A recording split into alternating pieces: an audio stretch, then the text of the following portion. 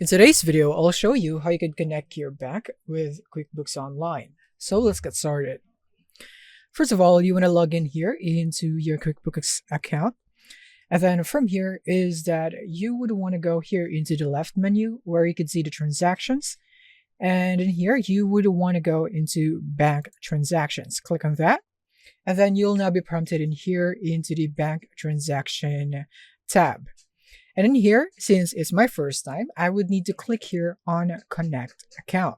You could also upload transactions and so on, but the first thing that you must absolutely do is click here on Connect Account. And then from here is that you will now be able to select your bank in here. So you can click here and show more, and then you'd be able to see the bank, depending on your location or where you're designated on your account.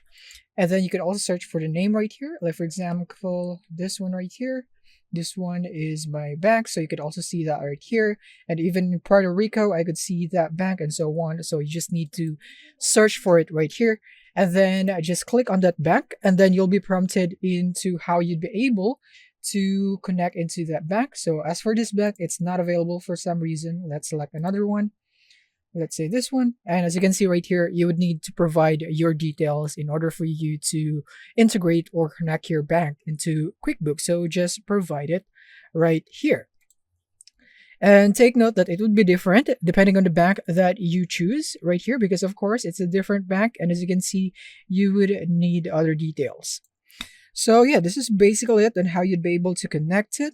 And then once you already have some banks in here, you can always add more by clicking on the add button right here.